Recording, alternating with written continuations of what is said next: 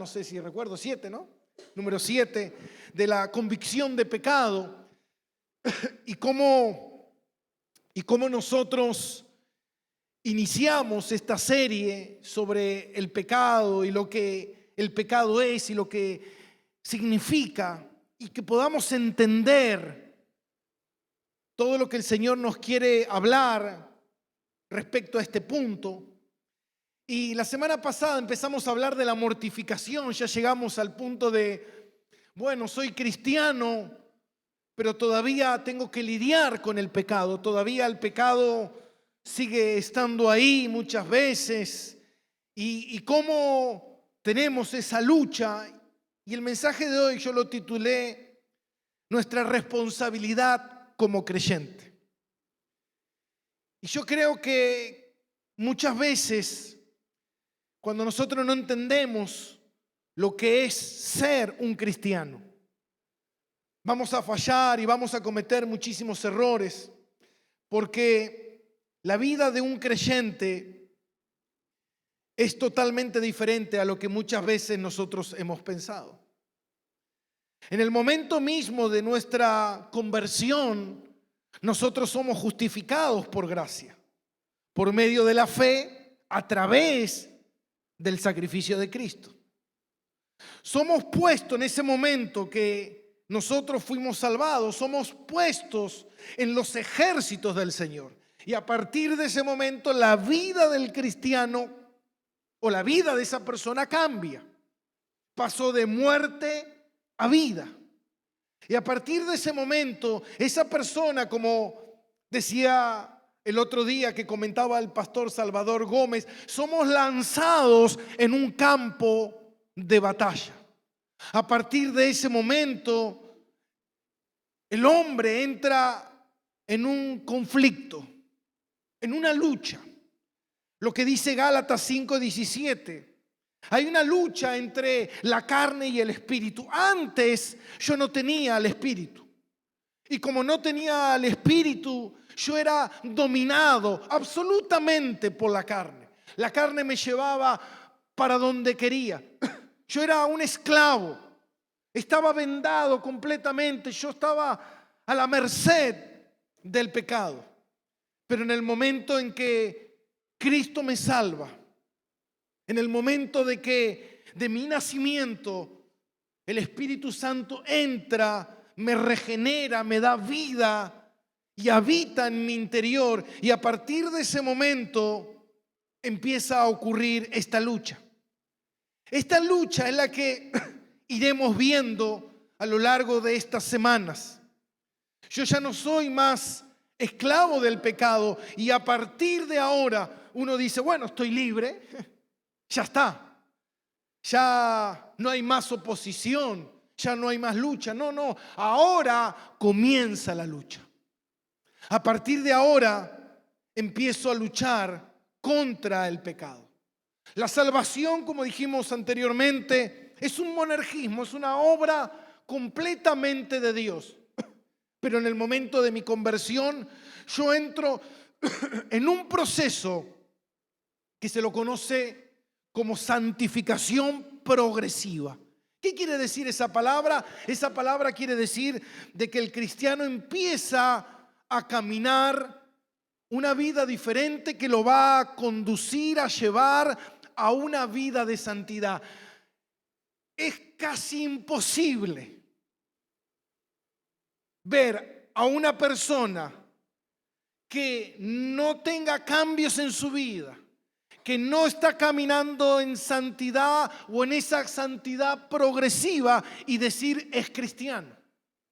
Ahora, Dios dejó estos puntos para que nosotros podamos evaluar. Por eso la palabra de Dios dice, ¿y cómo yo sé si uno es cristiano u otro no es cristiano?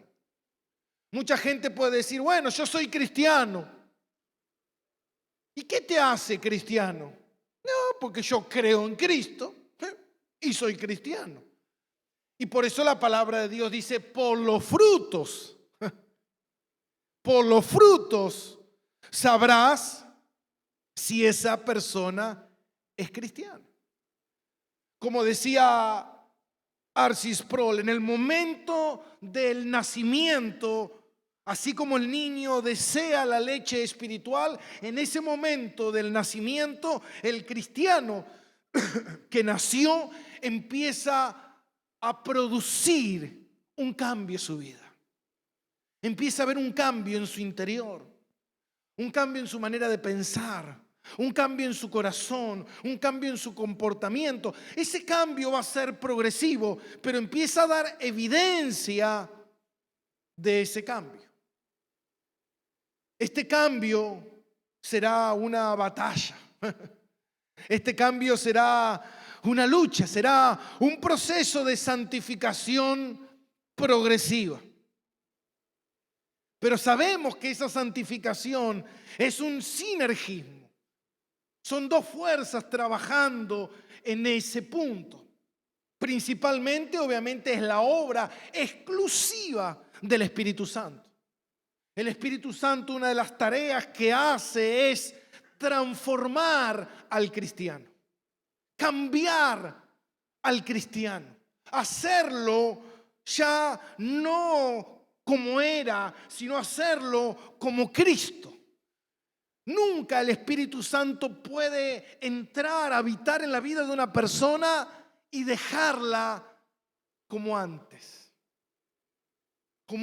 como era su vida antes de conocer a Cristo. Imposible, porque dice la palabra de Dios en Filipenses 1:6, dice Pablo: estoy seguro de que Dios, quien comenzó la buena obra en ustedes, la continuará hasta que Cristo regrese. Esta obra es la obra del Espíritu Santo que hace en nosotros. Los cristianos empiezan a cambiar. ¿Por qué? Porque fueron provistos de medios de gracia. ¿Cuáles son estos medios de gracia? El Espíritu Santo, la palabra de Dios. Por eso dice Juan 17:17, Padre, santifícalos en tu verdad. Tu palabra es verdad. Ahora, pastor, ¿es necesario que uno practique la santidad? ¿Es necesario que uno empiece a vivir una vida de santidad? ¿O puedo ser un cristiano sin santidad? La palabra de Dios es clara. Sin santidad, ¿qué? Sin santidad nadie verá a Dios. Entonces uno pudiera decir, bueno, pastor, pero yo nunca voy a ser perfecto. Por eso que Cristo nos hace perfectos delante del Padre. Pero si la obra de Cristo está en mi interior, algo que decía Diana hace un rato cuando leía Efesios, nosotros antes hacíamos las obras del maligno, porque el maligno vivía en nuestro interior. Pero si ahora el Espíritu Santo vive en mi interior, ¿qué vive en mi interior? ¿El Espíritu? ¿Cómo es el Espíritu? ¿Y sabe por qué es el Espíritu Santo? Porque su labor principal. Ahora, ¿por qué el Espíritu Santo? ¿Qué puede haber un Espíritu no santo? ¿O Jesús no es santo? ¿O Dios Padre no es santo? ¿Por qué exclusivamente al Espíritu se le dice santo? Porque la obra principal del Espíritu es la santidad. Entonces es imposible que el Espíritu, ¿cómo es? Que el Espíritu Santo esté habitando dentro mío sin producir en mí santidad. Es ilógico. Por eso dice Romanos capítulo 8, versículo 9, si alguno no tiene el Espíritu de Cristo, no es de él. ¿Se da cuenta? Yo no puedo decir, Soy cristiano porque si soy cristiano tengo el Espíritu Santo. Si tengo el Espíritu Santo me va a influenciar, me va a empujar, me va a llevar a la santidad. Yo no puedo decir tengo el Espíritu Santo, pero yo no vivo, no practico, no me interesa, no quiero la santidad. Entonces es ahí donde nosotros podemos decir, bueno, seguramente, muy probablemente, esa persona no sea cristiana, porque el Espíritu Santo no habita en él. Amén. Entonces, el Espíritu Santo está dentro nuestro, trabajando en nosotros, transformando nuestra vida, llevándonos a una vida en santidad, porque Él mora en mi interior y porque, escuche esto, antes el que gobernaba mi vida era el maligno. Yo estaba muerto en mis delitos y pecados. Él gobernaba mi vida. Una persona no puede decir, bueno, yo no quiero estar ni con el diablo ni con Dios. Si no estás con Dios, ¿con quién estás? Y una persona dice, no, yo no estoy con el diablo. ¿Estás con Dios? No, no estoy con Dios. Imposible, entonces no se puede estar en el punto medio. ¿Se da cuenta? Entonces, una persona que antes era gobernada por el mal, era una persona que estaba bajo sus influencias, bajo sus enseñanzas, bajo su gobierno. Pero ahora yo ya no estoy bajo el maligno, sino que estoy bajo el Señor. Y si estoy bajo el Señor es porque Él es ¿qué? Mi Salvador, mi Señor, mi Rey. Y si soy un cristiano genuino, tengo el Espíritu Santo, tengo al Señor como mi Señor y como mi Salvador. Por eso dice la palabra de Dios en Lucas capítulo 6, versículo 46, ¿por qué me llamás Señor? Dijo Cristo, ¿por qué me llamás Señor? Si no haces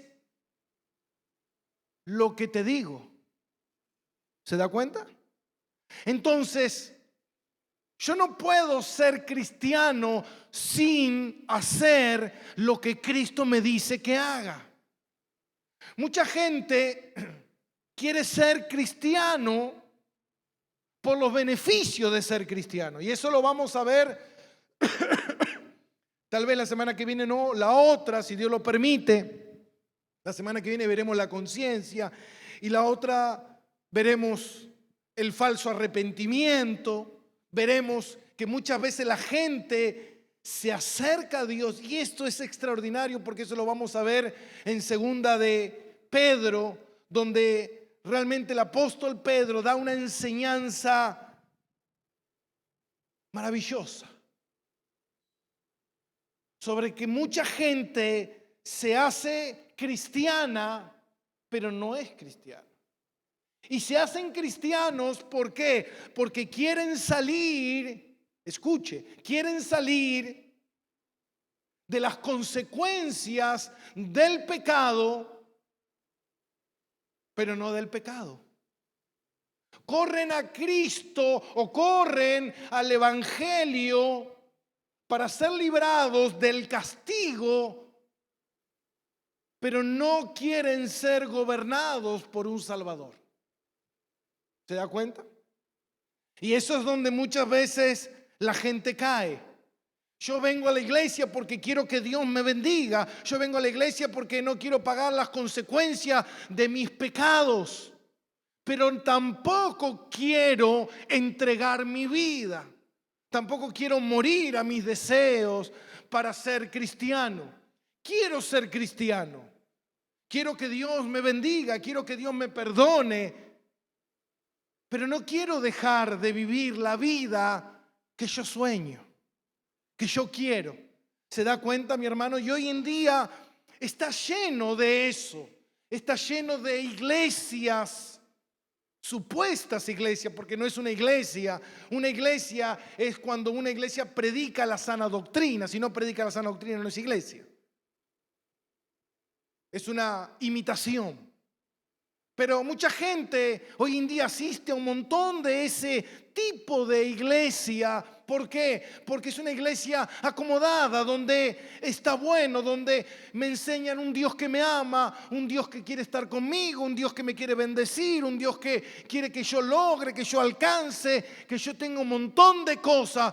Pero es un Dios que no me pide que yo renuncie a mi vida, que yo muera.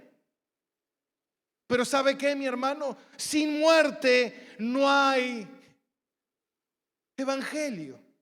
Es imposible. No se puede ser cristiano si no hay muerte, porque el Espíritu Santo, si verdaderamente está en tu interior, el Espíritu Santo, como dice en Romanos capítulo 8, versículo 29, que nos predestinó para que fuésemos hechos a imagen de Jesús. ¿Cómo es la imagen de Jesús? Jesús dice: yo no he venido a hacer mi voluntad sino la del Padre. Yo he venido a entregar mi vida. Yo he venido a morir por la causa. Ahora, hermano, es imposible ser cristiano si no hay una muerte al yo. No se puede. Es un falso evangelio eso. Eso es mentira. Pero ahora que nosotros estamos en Dios, Dios nos pide: sé santo porque yo soy santo, dice el Señor. ¿Cómo, Dios? Sé santo porque yo soy santo. Y como estuvimos leyendo todas estas semanas, ese pasaje de Romanos capítulo 8, y lo vamos a volver a leer, versículo 12. Ahora que Cristo me salvó, ahora que Cristo me compró, ¿yo qué paso a ser de Cristo? Deudor. Mire lo que dice la palabra. Versículo 12. Así que, hermanos, deudores somos. Romanos capítulo 8, versículo 12. Así que, hermanos, deudores somos, no a la carne, para que vivamos conforme a la carne.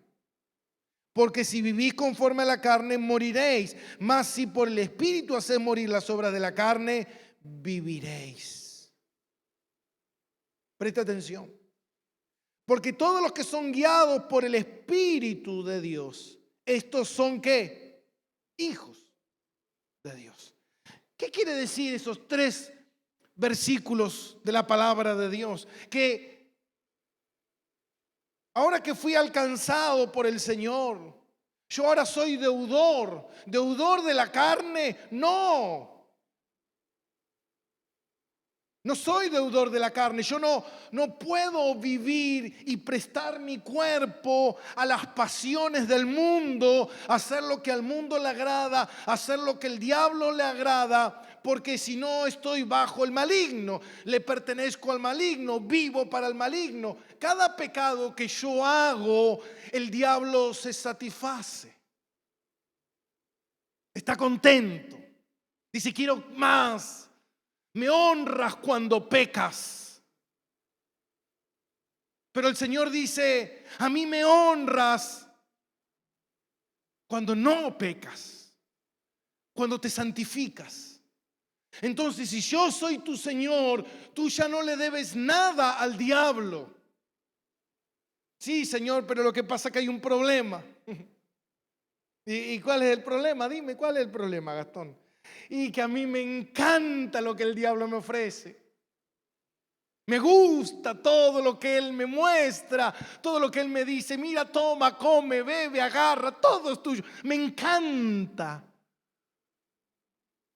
Sí, pero el problema es que todo lo que él te ofrece es un engaño, es temporal. Y la paga de todos los que practican y viven y aman lo que él ofrecen perecerán en el infierno. Pero lo que yo te ofrezco tal vez cueste, Tal vez no sea momentáneo y tal vez no lo encuentres en el momento. Tal vez te lleve más tiempo, pero lo que yo te ofrezco es eterno. Por eso dice que la paz que ofrece el mundo no es la paz que ofrece Dios. ¿Se da cuenta? El placer que ofrece el diablo no es el placer que ofrece Dios.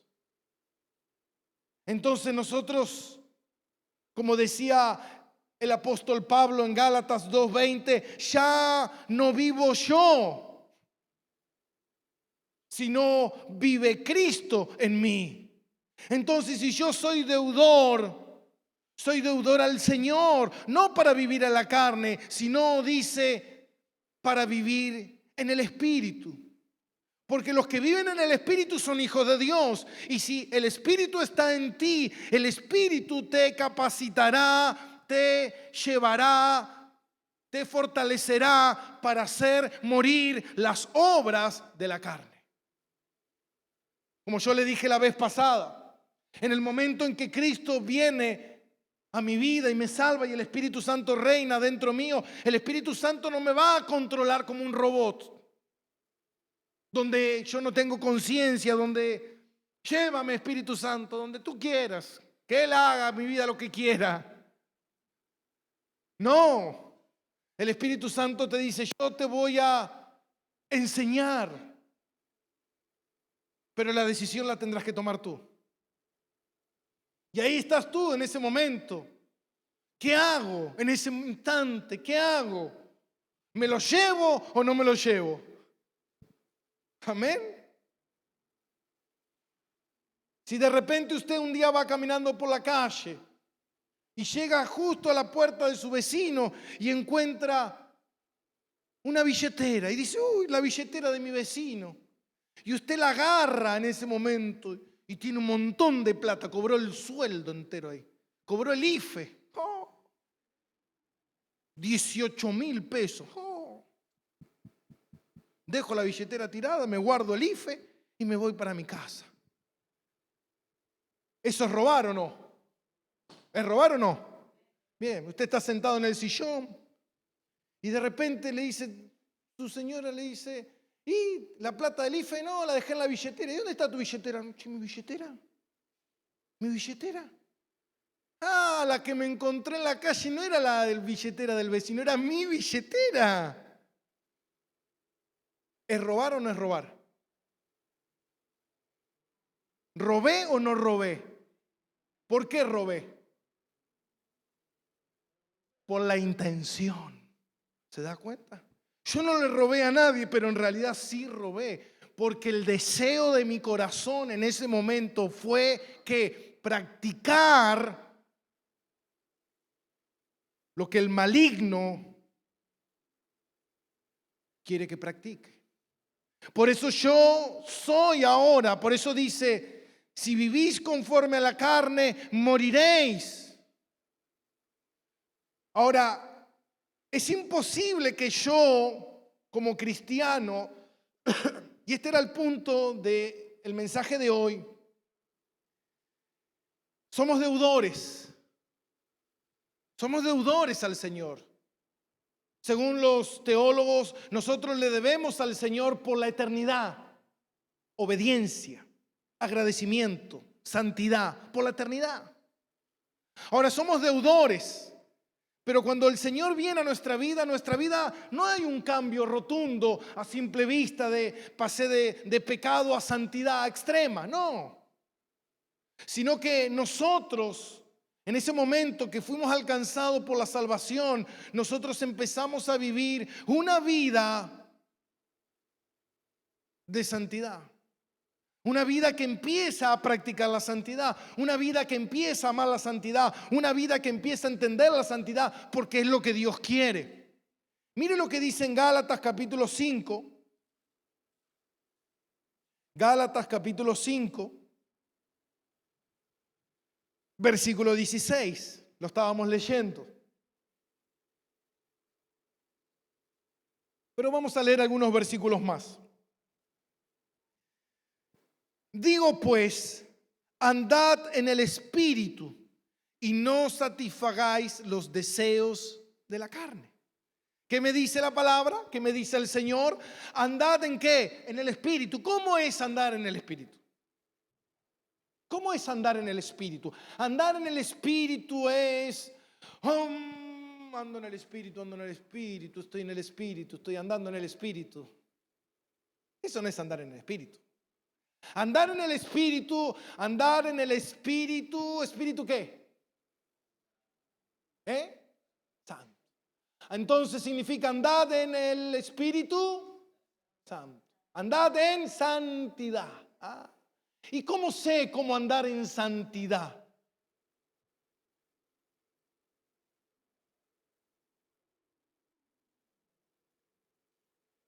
Lo que la palabra de Dios llama pecado. Andad con la mujer de tu prójimo, ¿qué es? No, para mí es viveza, hermano. Fue un vivo, un galán sos. No, pero la Biblia lo que llama pecado es pecado. Por eso nosotros tenemos, o la carne tiene una cierta rechazo a la Biblia. ¿Por qué? Porque la Biblia es ¿qué? ¿Qué dice acá? Santa. ¿Cómo va entendiendo? ¿Qué tipo inteligente que son, Santa. Entonces cuando yo estoy leyendo acá, ¿qué me está diciendo a mí la Biblia? Me está hablando de santidad.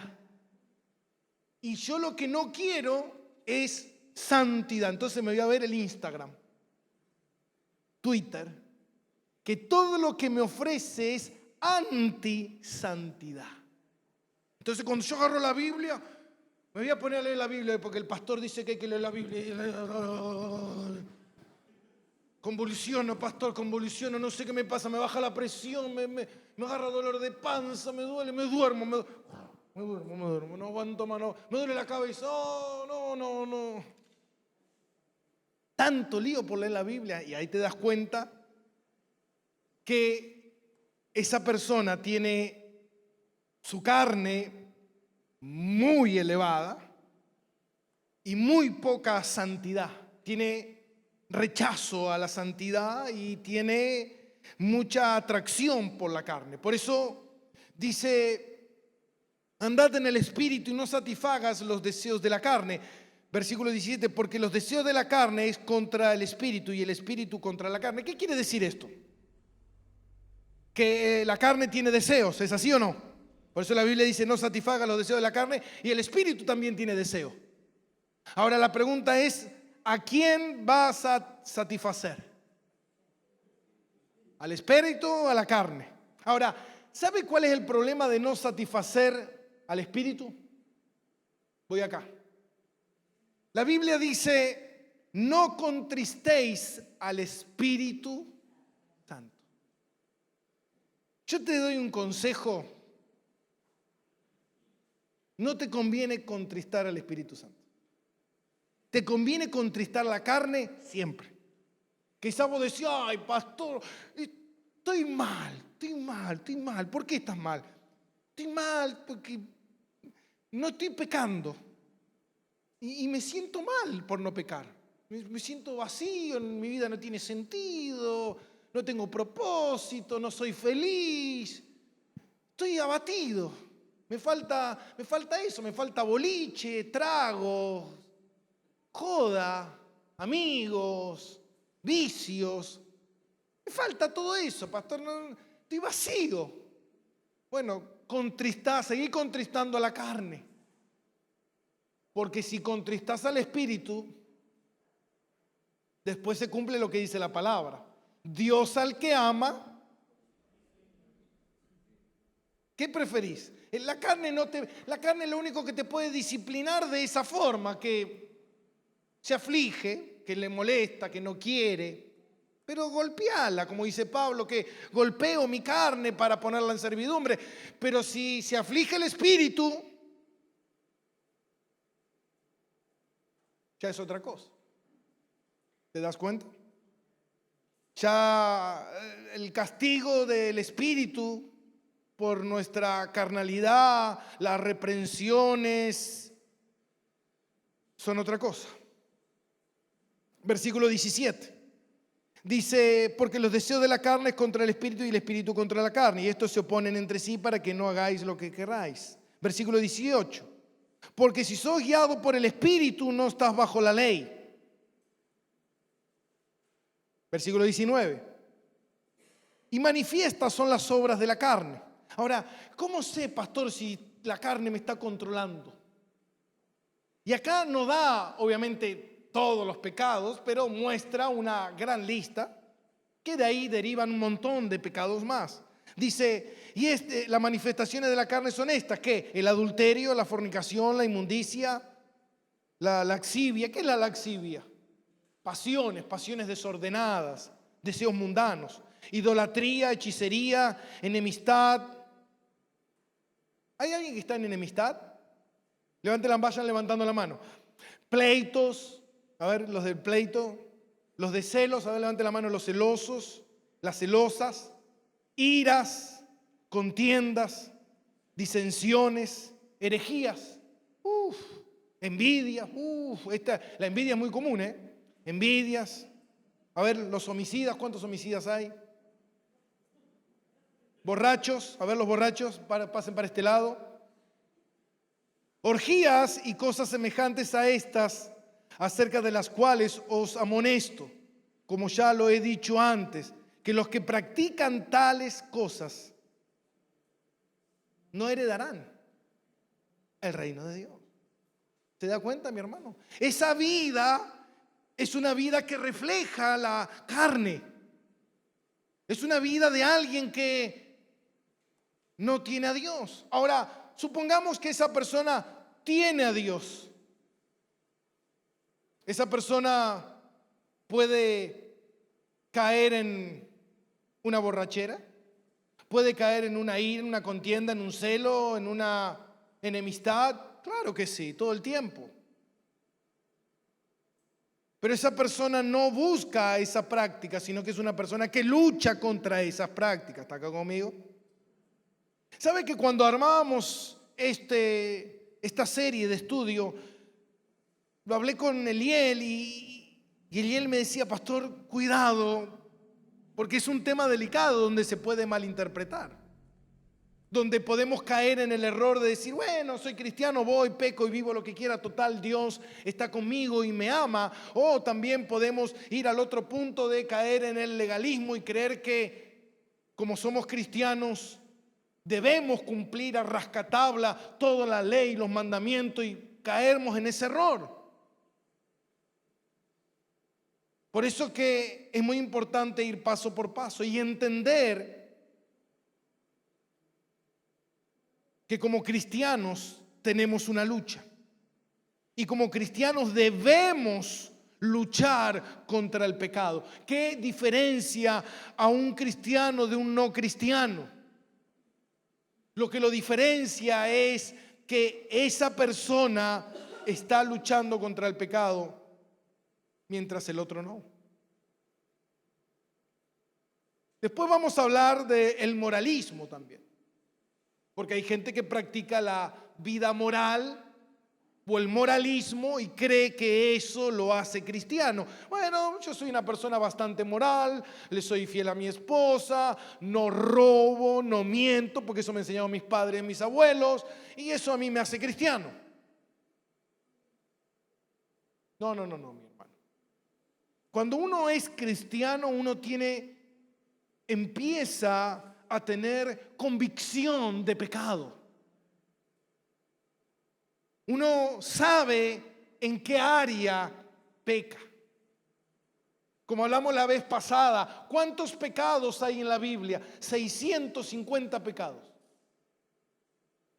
Pero usted no está consciente de los 60, 60, 650 pecados. Por eso veremos la semana que viene la conciencia.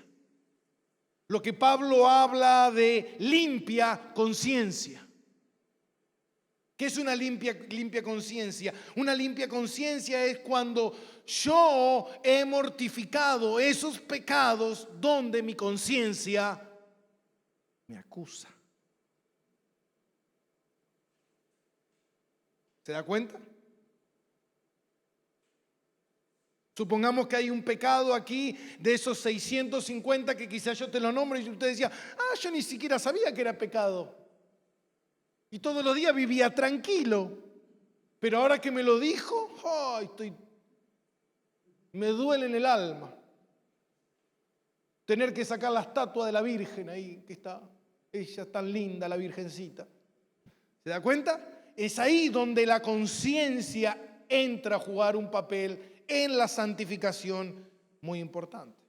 Ahora, lo que nosotros tenemos que entender es que estas son las obras de la carne. Ahora, si una persona que es guiada por el Espíritu, y acá cuando habla la palabra de Dios habla de los frutos, es muy importante, los frutos. Los frutos son los que, no sé, yo en una época en mi casa nosotros teníamos un falso ciruelo. No sé si usted lo conoce, pero es un árbol que es igual al ciruelo, el mismo árbol que el ciruelo, pero hay un tema. Solamente un pequeño detalle, no da ciruelas. Entonces se lo conoce como falso ciruelo porque es lo mismo, es el mismo árbol, el mismo grosor, la misma hoja, la misma rama, el mismo color, todo lo mismo, pero no da ciruela. Pastor, pero qué árbol tan trucho. Bueno, así es el cristiano. Muchas veces no se da cuenta y su vida no está dando frutos. Y los frutos son los que revelan, por los frutos los conoceréis. Ahora, yo tengo que ver y decir qué frutos hay en mi vida. Tengo más deseo en mi corazón de apartarme del camino. Tengo más deseo de dejar de ser cristiano. Eso lo veremos tal vez la semana que viene o la otra. Hablaremos un poco de por qué le sucede eso al cristiano. Como muchas veces dicen, escoba nueva barre bien. Al principio todos tenemos, pero eso no nos pasa solamente aquí en la iglesia, pasa en todos los ámbitos. ¿Cuántas cosas usted ha empezado? Mujeres que han empezado, voy a hacer corte y confección, voy a hacer tejido al crochet, voy a hacer cerámica. Y va a la primera clase y compra todos los materiales y empieza y dice, no, voy a hacer una fábrica de cerámica, de platos de cerámica. A los 3 meses está todo tirado por ahí, ya abandonó. Así somos. Empezamos muy bien. ¿Se da cuenta? Yo me acuerdo hasta el día de hoy una frase de mi padre, porque mi padre te deja unas frases así como muy épicas, muy lindas. Y me acuerdo que cuando Cristo recién llegó a mi vida y yo le llegué a mi casa y le comentaba a mi familia, Cristo existe, Dios es real, Él nos llama para salvación. Y él agarró y me dijo, como todo lo que hiciste en la vida, empezás y dejás, dentro de 2 meses ya dejó esto, dice. Y esa frase me quedó. Pasaron 20 años y 2 por 3 se la recuerdo. Te digo, ¿te acuerdas cuando me decías eso? ¿Por qué? Porque si la obra es verdadera, por eso dice la palabra, cuando el apóstol dijo, salieron de nosotros, ¿por qué? Porque no eran de nosotros, porque una evidencia de alguien que es un hijo de Dios, una de las tantas evidencias, porque hay muchas evidencias, pero una de esas evidencias es que permanece hasta el fin. El cristiano no juega a ser cristiano, es un tiempo cristiano, otro tiempo no es cristiano. Puede tener momentos de que quizás trastabilló, cayó, pasó algo en su vida, va a tener consecuencias, van a pasar cosas, pero su vida cristiana es de principio a fin y en crecimiento. Puede haber un momento de estancamiento, pero siempre su vida tiene que ir. Por eso dicen los teólogos que cuando uno va creciendo espiritualmente, su vida en santidad se va haciendo más estable. Yo recuerdo cuando Cristo recién llegó a mi vida, yo luchaba con 10.000 pecados.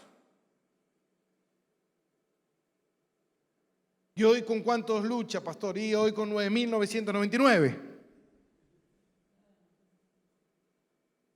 Pero tiene que haber un cambio, amén.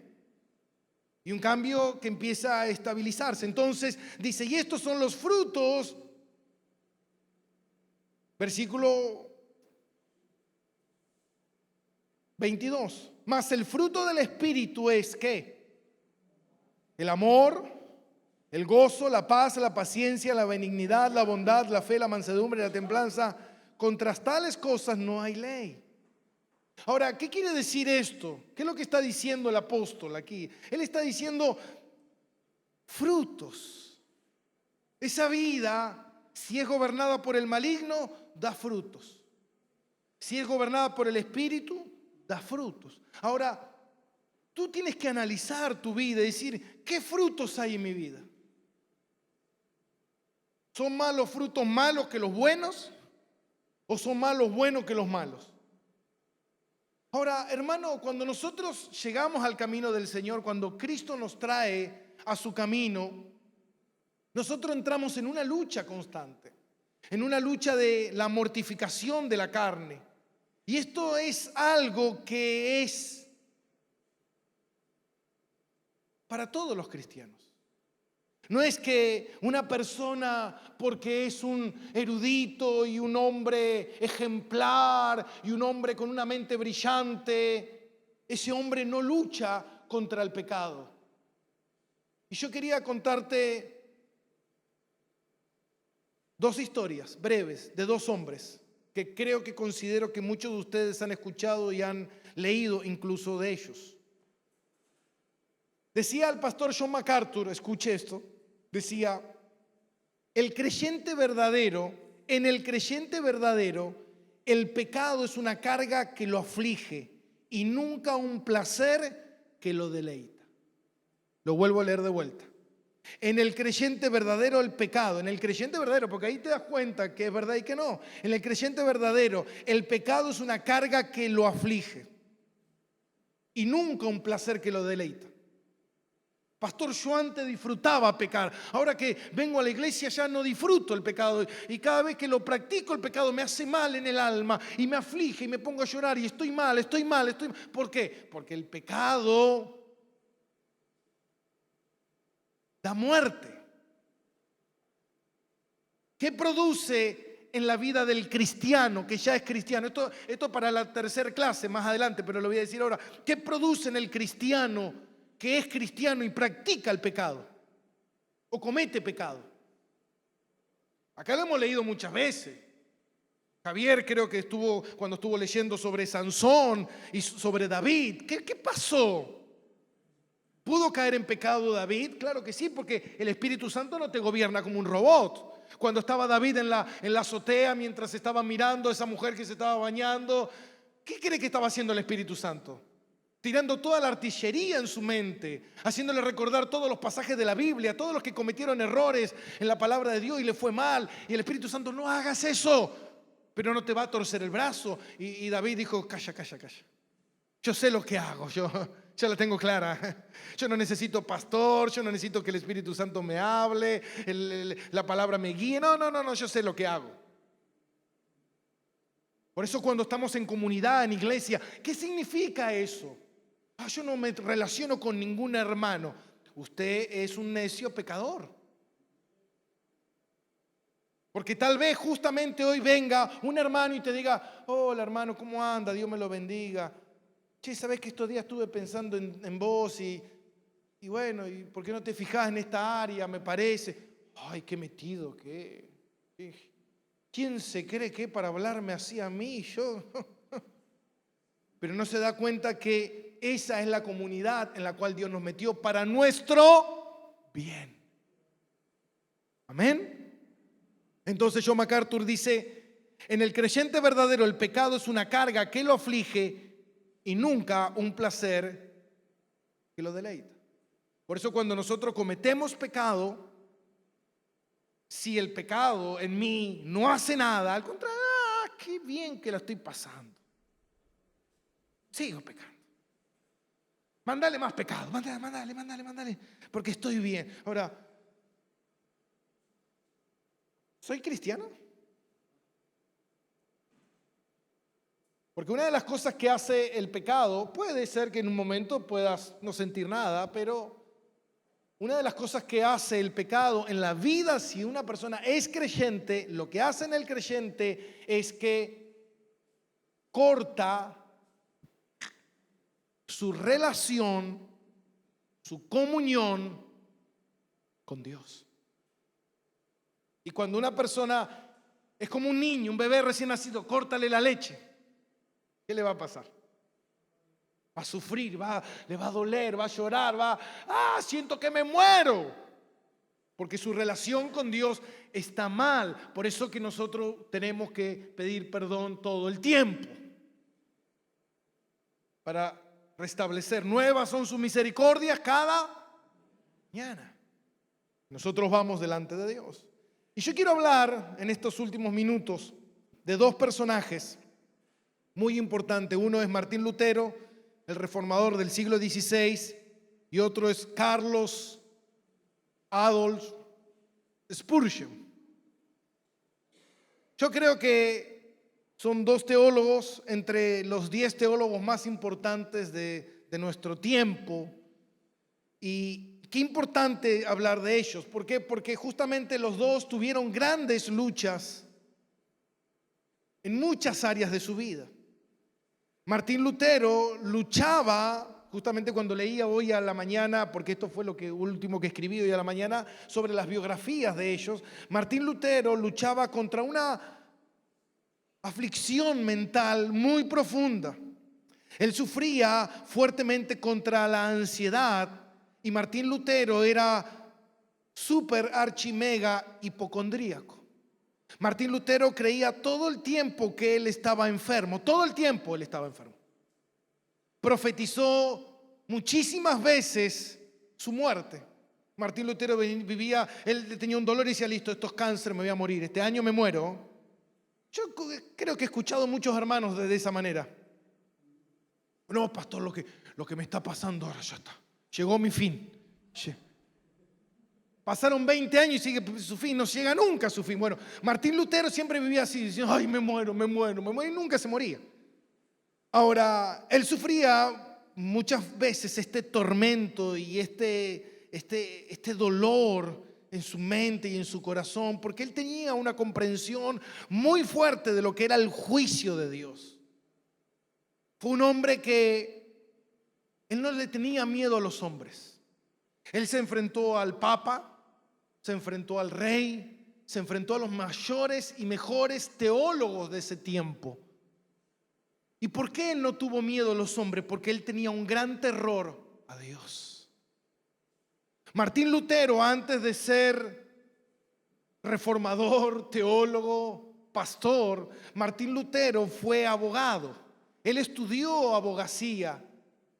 Y él era considerado en la jurisprudencia como uno de los mejores de ese tiempo. Él era un muchacho muy joven, pero tenía una mente brillante. Y él entendía tanto la abogacía que volcó todo eso a la verdad de Dios. Y él entendía de qué manera Dios es un Dios justo y un Dios santo. Entonces él se veía todo el tiempo y esta ley, esta abogacía que él había aprendido, como que todo el tiempo lo acusaba. Y él era constantemente atormentado. Otro fue Charles Spurgeon, este gran teólogo que fue considerado uno de los teólogos más importantes de todos los tiempos. Un teólogo que nunca fue a un seminario teológico, nunca estudió en una universidad. Él fue un autodidacta. Leyó 6 libros por semana, leía. Imagínense, casi un libro por día. Yo a veces tardo un año en leer un libro. Bueno, no sé si tanto, pero 6 libros por semana. Él llegó a tener una biblioteca de más de 12.000 libros. Fue un predicador que en ese tiempo él predicaba a una multitud de más de 20.000 personas sin micrófono, para que usted se dé una idea. Y él sufría de grandes episodios de depresión. En muchas oportunidades él decía que se avergonzaba de su condición. Muchas veces cuando Martín Lutero se subía a predicar, él dice que sus rodillas se golpeaban de los nervios y de la ansiedad que él sufría cuando predicaba. Uno de los mayores temores hoy en día conocido es el hablar en público. Lucha entre el temor de hablar en público y la muerte. Están entre los dos mayores temores que la sociedad tiene. Así que Spurgeon sufría de ese temor. Fue un hombre que escribió más de 150 libros, que las regalías de esos libros lo podían haber hecho millonario. Usted se da una idea, millonario. Pero él decidió donar todo lo que él tenía. Fue un hombre que murió a los 57 años de una enfermedad que lo golpeó por muchos años, que fue la enfermedad de la gota. Una enfermedad de las articulaciones que Martín Lutero quedaba a veces postrado en una cama por semanas, y que cuando él pedía que lo giraran, él gritaba de dolor. En una oportunidad Martín Lutero dice: para mí apoyar un pie en el piso por un minuto es una bendición. Un hombre que sufría profundamente. Pero ese hombre, escuche, ese hombre, como sufría, como luchaba con su carne, como luchaba con su mente, con sus emociones, fue un hombre que Dios utilizó. A tal punto, escuche esto, que cuando él murió, a su velorio, en el tabernáculo metropolitano asistieron 60,000 personas. ¿Usted se da cuenta de lo que es eso, 60,000 personas? Para los que no tienen ni idea de lo que es la dimensión, es el estadio más grande de aquí, el Monumental, entran 60,000 personas. No es como en la Bombonera que entran 500, 600 personas más o menos. Pero 60,000 personas. Y después las personas que siguieron el carruaje que llevaba los restos de Charles Spurgeon, fueron más de 100,000 personas que salieron a las calles. Los londinenses salieron a las calles a despedir a este hombre. Inglaterra ese día declaró día de luto. Todos los comercios estaban cerrados. Las banderas se bajaron hasta media asta. Este hombre que sufría con grandes enfermedades, que tenía grandes episodios de depresión, este hombre que se lamentaba muchas veces, este hombre que decía: cada vez que veo al cristiano que debería ser me da vergüenza, cuando se observa a sí mismo. Charles Spurgeon dijo: obsérvate a ti mismo más que a cualquier otro y verás al peor enemigo que llevas dentro. Este hombre que dijo también la frase: la universidad del cristiano es el dolor y las pruebas.